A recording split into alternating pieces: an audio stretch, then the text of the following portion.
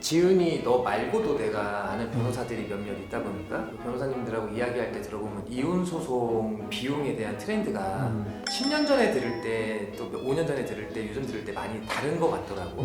사람들이 되게 이혼을 준비 중인 사람들이 가장 궁금해하는 게 이혼 소송 비용인 것 같은데 거기에 대해서 한번 이야기 시작해. 사실 변호사 수임료가 10년 전하고 크게 달라지진 않았어. 왜냐면 변호사 수가 많아지다 보니까 달라지진 않았는데, 보통 이혼할 때 이혼만 생각했는데 이혼할 때 따라오는 부수적인 소송이 몇 개가 있어. 이혼이 있고, 양육권, 아이가 미성년일 때 양육권, 양육비 소송이 있고, 재산분할 있어. 근데 사실 이혼만 할 때는 비용 그렇게 많지 안 들어. 간단하거든.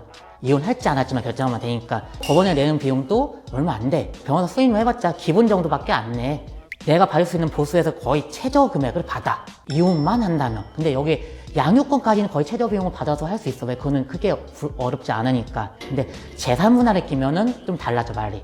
재산 분할할 대상 목적물이 액수가 클수록, 복잡할수록 우리도 받는 비용이 달라져. 솔직히 1억 분할할 때랑 20억 분할할 때랑 변호사 할 일이 달라져. 부동산도 계산해야지. 만약에 비상장 주식이 있으면 여러 가지 방법이 있는데 보통 감정을 해야 돼.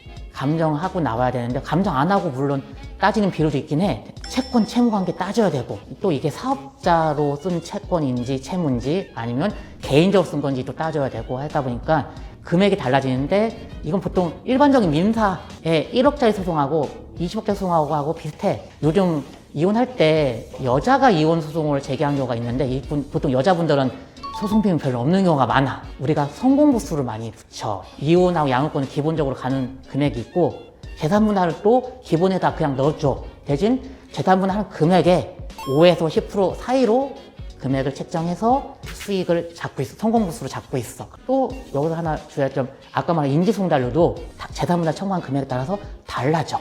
예를 들어 3억이라고 할 때도 100만 원이 넘는 비용을 법원에다 내야 돼. 그러다 보니까 변호사 수임료 말고도 재산 분할에 대한 금액에 따라서 법원에 내는 비용이 달라질 수 있다. 이것만 알고 있으면 되지 않을까 싶어.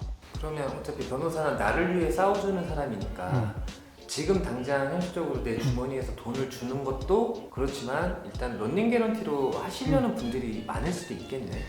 많아. 사실은 이런 경우가 훨씬 더 많아. 왜냐면 더 성공수가 붙으면 더 열심히 해주시겠지, 변호사가. 이런 생각을 많이 해. 그러다 보니까 초기 자금 조금만 들어가고 그 성공보수를 많이 약정해서 열심히 한 만큼 더 가져가세요 라고 하는 경우도 생각보다 많아. 혹시 나중에 줄 때 아까워하시는 분들 많지 않아? 네가 열심히 해가지고 많이 받아들였는데. 근데 보통은 집행까지 변호사가 해주는 경우가 많다 보니까 집행할 때 또 주시니까 그거는.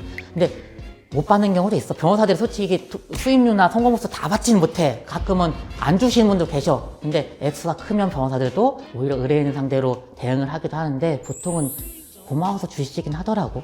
너도 못 받는 게 있지? 혹시 1년에 한 2, 3천만 원씩은 못 받아, 나도. 그런 거 그냥 넘어가는 편인 거. 그치, 거의 뭐 그렇지 뭐.